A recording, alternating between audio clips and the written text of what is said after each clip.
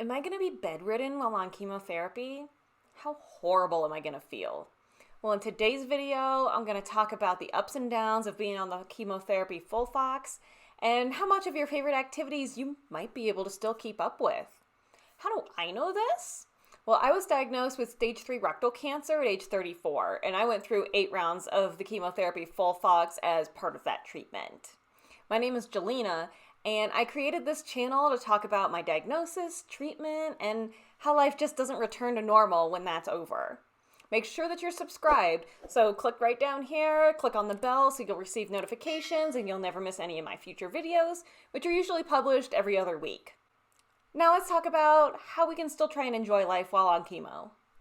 First, I want to emphasize that everybody handles chemotherapy a little bit different, and how your health was prior to your diagnosis can influence how well you do or don't handle it.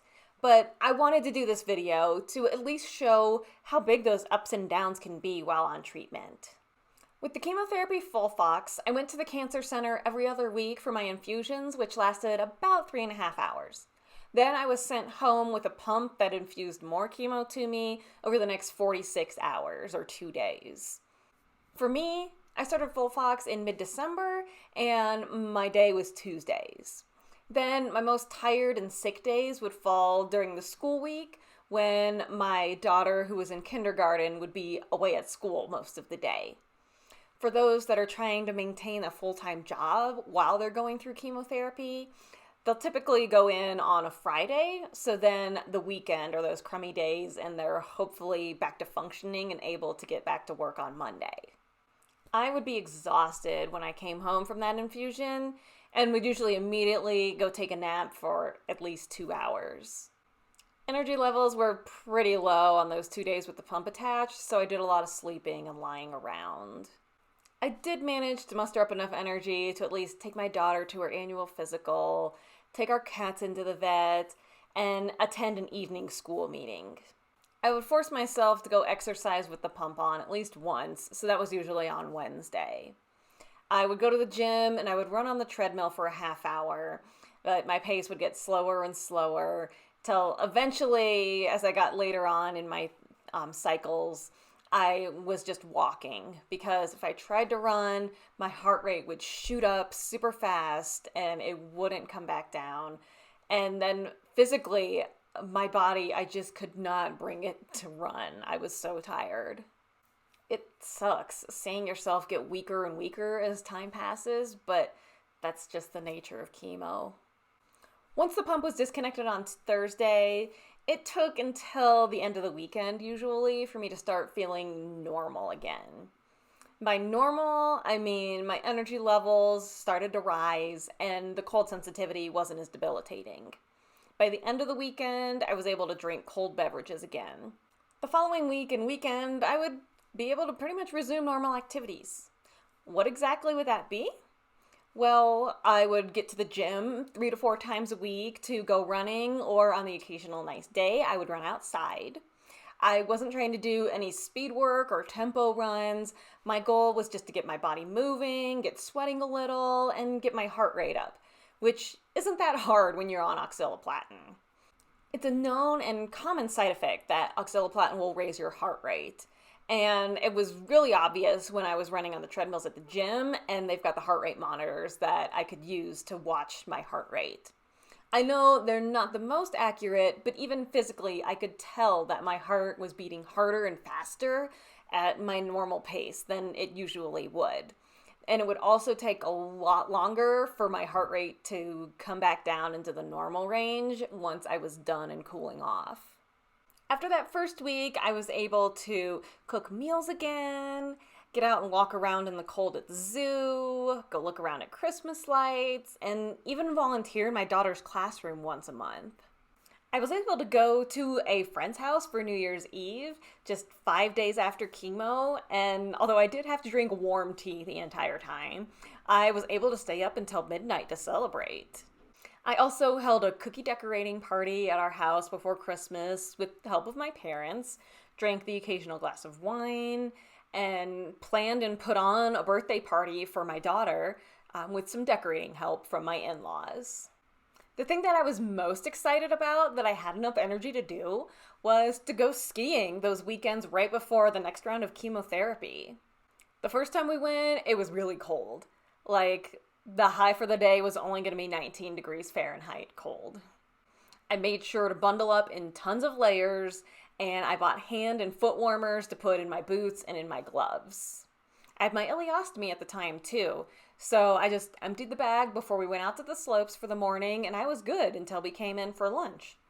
At lunchtime, I emptied it again, and then went back out for the afternoon until our butts were just frozen and we couldn't ski anymore. I went skiing 2 more times on other weekends right before a round of chemotherapy. Once it was just on a Saturday. But right before my final round of chemo, I went that weekend before and skied on both Saturday and Sunday. I was determined to have fun with my family and made it work. Of course, after that day of skiing, I was no help with driving home, but I was able to last a full day on the slopes. So there are a lot of things that you can still do while on chemotherapy. It just depends on where you are within that 2-week cycle. If you're struggling to try and fit in those things you love, I want to pass on a piece of advice on how to manage each day. So when you wake up in the morning, try to assign your energy level a number or a dollar amount. So let's say you wake up in the morning and you're feeling okay. So you assign yourself $50. So take a look at your calendar and see what you've got going on for the day. Say you want to watch your child, niece, grandkid in their school performance that night. And you know that that's going to take $10 worth of energy. So now you're down to $40. And let's say you want to make dinner that night too, and that's going to take $15 of energy. Now you've only got $25 left. So you want to make sure that earlier in the day, you aren't depleting that $25 so that you can make sure you've got enough left in that evening to go see that school performance. Now the scale, it's completely arbitrary, and you can assign whatever number or dollar amount that you want for the activities that you do throughout the day. Sharing the scale with others that you live with is really helpful so that they can see how much your energy can fluctuate from day to day, and so they can better understand how much energy different activities take out of you. Are there any things you can't do while on chemo? Well, double check with your own doctor, but I was told there were only 2 things that I couldn't do when I asked about certain activities. When I asked about having the occasional drink, they said that it was okay as long as it wasn't often and I wasn't drinking excessively. Your liver is already doing a lot of work while you're on chemo, so you don't want to excessively stress it too much. I was also told that they really didn't recommend that I fly during treatment, and they highly recommended against flying with the chemo pump attached. I usually would fly home every year for Christmas, so my oncologist recommended, if at all possible, to have my family come out and visit me instead, so that's what we did. They also highly discouraged me from flying with the chemo pump on because it's got hazardous material in it and liquids, and also you have to be detached from it after 2 days. So unless it's a very quick trip, you're going to be lugging that pump around for longer than you actually needed to, and nobody wants to carry that thing around for more than those 2 days. Otherwise, they said as long as I had the energy, there weren't really any other restrictions on what I could do during chemo. So there you have it.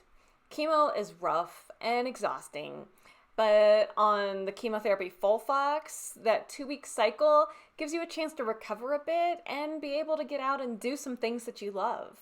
It really helps your spirits to get out and do something fun every now and then. So it may take a little extra planning to make sure that you've got enough energy, but you can still make fun things happen.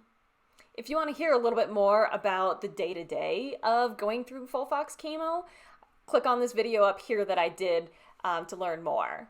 If you enjoyed this video, click on the like button below and make sure that you're subscribed to my channel and you've clicked the bell to receive notifications so you never miss any of my future videos. Thank you for watching.